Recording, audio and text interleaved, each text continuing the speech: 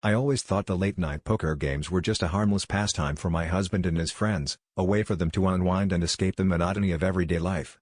But that changed one evening when I walked into the garage earlier than expected, the air thick with smoke and the low hum of whispered conversations.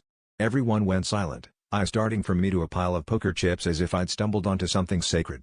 My husband's face flushed with a mix of annoyance and guilt. I shrugged it off, attributing their reaction to the embarrassment of having their boys' club interrupted.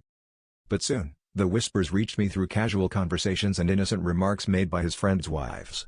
They seemed to know things about me, my fears, my insecurities, things I only ever shared with him in the sanctity of our bed. It wasn't until a particularly tense dinner party that one of the wives drunkenly let it slip: my husband had been using my secrets as currency in his games. Each fold, each raise, was tied to a piece of my life I never consented to gamble away.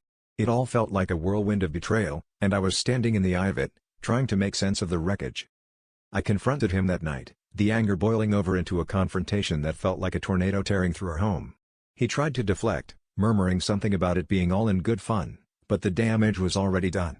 I could see the desperation in his eyes, the realization that he'd taken something too far in his bid to impress and entertain. We argued until the sun began to rise, neither of us willing to back down. He confessed it started as a joke, a way to add stakes to the game beyond money, but it spiraled out of control, each secret more intoxicating than the last.